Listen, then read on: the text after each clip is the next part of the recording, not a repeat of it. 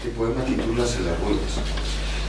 Yo ya sé que los meus poemas son excesivamente tristes, pero tienen ustedes que decatarse que los hombres joviales escriben poemas tristes y los hombres desesperados escriben morais. Yo soy un hombre jovial y con gran amor por la vida y bueno, dame por esto, escribir cosas tristes, no es por induciros de ninguna manera a una tristeza, sino que de esto se escribe, no buscando la profundidad exactamente, sino porque de alguna manera a través de la poesía descubrimos la verdad interior de las cosas.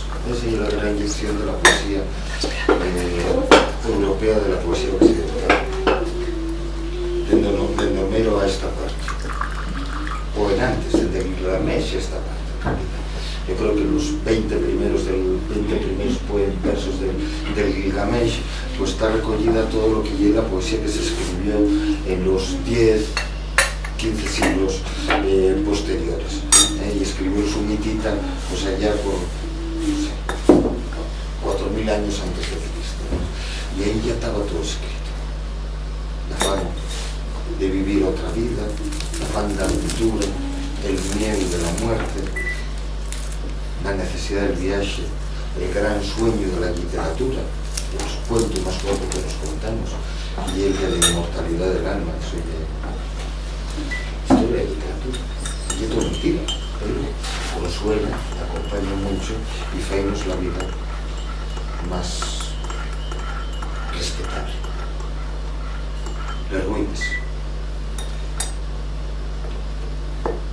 Si güey na mi memoria baixo la cuesta suavemente pindia de mi casa y lle verano y esbrexa la xente na llosa, reidor y feliz, como en el poema de Horacio, exactamente, y con les manes grandes y les dulces palabras na boca, inda non derrollíes pola erosión de los años que pasaron.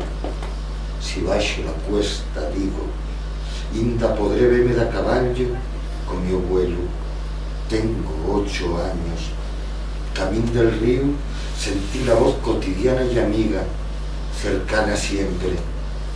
Mira, eichi mataron a unos hombres que yeran de la República, y aquellos montes son los del Rebozo, donde foza el xabaril y a tanta rada, la dorada cabra de los mouros. Pero güey, nada más voy a sentir otra vuelta, este vértigo, este pulso inexacto que golpea levemente les vidalles, que fura pelo oscuro del nuaso adientro, y miro pela ventana y non hai nada, nada que la vista invite o la memoria torne, palabras gastae repitiéndose, las ruinas de una edad que perdíamos por descuido.